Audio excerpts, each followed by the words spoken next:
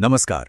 आज हम रात का राज चैनल से ली गई एक ऐसी डरावनी कहानी को समझेंगे ना, जो रोंगटे खड़े कर देगी। ये दास्तान है एक शापित हवेली की, एक ऐसी जगह जहां दो दोस्तों की एक रात उनकी जिंदगी हमेशा के लिए बदल देती है। तो चलिए शुरू करते हैं ये खौफनाक सफर।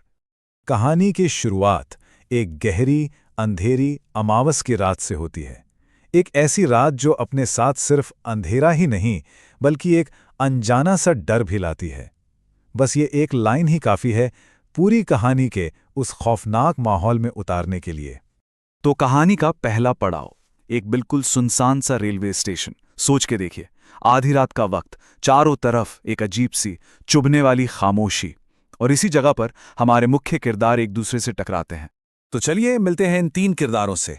एक तरफ है मंगल, एक लोकल ऑटो वाला जो गांव के कोने कोने से, उसके राजों से, उसके खतरों से सबसे वाकिफ है। और दूसरी तरफ है रोहित और करण, शहर से आए दो दोस्त जिनके सर पर रोमांच का भूत सवार है। एक एडवेंचर की तलाश में यहां पहुंचे हैं। लेकिन ये कोई आम रात नहीं है, ये अमावस की रात है। और माना जाता है कि इस रात को ना बुरी ताकतें, शैतानी शक्तियां अपने पूरे जोर पर होती हैं। और बस यही एक चीज उनके इस सो कॉल्ड एडवेंचर को एक भयानक मोड़ देने वाली थी। अब दास्तान अपने दूसरे पड़ाव पर पहुंचती है। जैसे ही रोहित और करण रोमांच की बात करते हैं ना, मंगल उन्हें गांव की एक ऐसी खौफनाक जगह के बारे में बताता है जहां जहां जाने की कोई हिम्मत तक नहीं करता। और बस यहीं से डर का असली खेल शुरू होता है। मंगल उन्हें उस शापित हवेली के बारे में बताता है, एक पूरी तरह से खंडहर हो चुकी शापित हवेली जो एक पुराने शमशान के ठीक बगल में है। गांव वालों का तो साफ कहना है कि वहां बुरी आत्माओं का डेरा है। सूरज ढलते ही उस हवेली के आसपास कोई भटकता भी नहीं, क्योंकि वहां से अक्सर बड़ी अजीब और गरीब डरावनी आवाजें आती हैं। मंगल उन्हें साफ साफ चेतावनी देता है, लेकिन उसकी बातें, एक तरफ गांव का विश्वास और दूसरी तरफ शहरी लड़कों का रोमांच, इनके बीच एक टकराव बन जाती हैं। रोहित और करण के लिए तो ये सब बस एक मनगढ़ंत कहानी थी जिसे वो मजाक में उड़ा देते हैं। उनकी जिद के आगे बेचारा मंगल हार जाता है, लेकिन जाने से पहले वो 3 शर्तें रखता है। पहली, हवेली तक जाना है, ठीक है जाओ। दूसरी, पास वाले शमशान की तरफ भूल कर भी कदम मत बढ़ाना। और तीसरी, सबसे जरूरी, कोई भी आवाज आए, कैसी भी आवाज, पलट के मत देखना। ये 3 नियम अब उनकी जिंदगी और मौत का सवाल बनने वाले थे। और अब कहानी अपने सबसे खौफनाक मोड़ पर आती है। सारी की सारी चेतावनियों को नजरअंदाज करके रोहित और करण उस हवेली में रात बिताने का फैसला कर लेते हैं।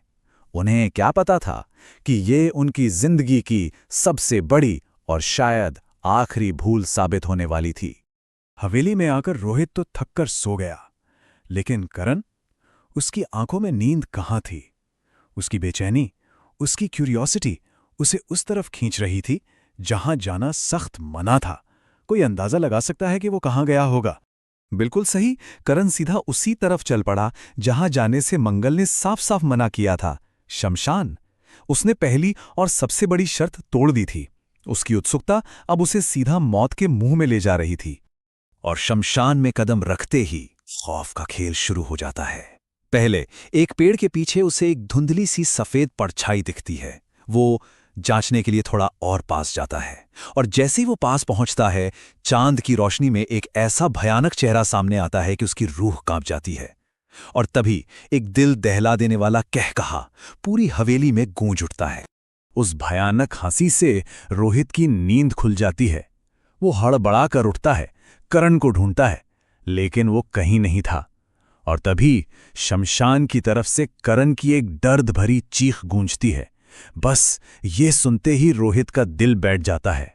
रोहित भागकर श्मशान पहुंचता है और देखता है कि करण जमीन पर बेसूध पड़ा है। वो उसे उठाने की कोशिश ही कर रहा होता है कि वही भयानक हंसी उसके ठीक पीछे गूंजती है।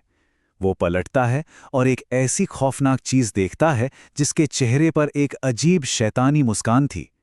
इस मंजर को देखते ही रोहित की भी घिग्गी बंध जाती है और वो वहीं बेहोश हो जाता है। तो अब देखते हैं कि उस खौफनाक रात के बाद की सुबह अपने साथ क्या लेकर आई।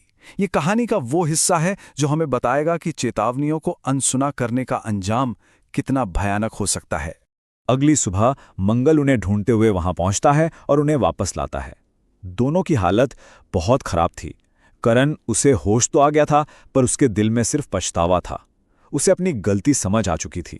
वहीं दूसरी तरफ रोहित, वो अब भी बेहोश था। उस रात के खौफ ने उसे जैसे अपने अंदर कैद कर लिया था। होश में आने पर करण के मुंह से जो पहले शब्द निकले वो इस पूरी कहानी का सार हैं। तुम सही थे मंगल, मैंने गलती की।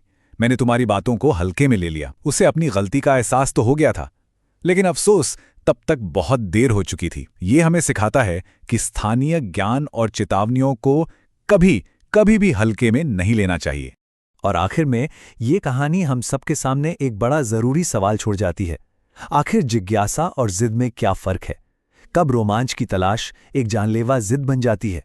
इस सवाल पर सोचिएगा जरूर।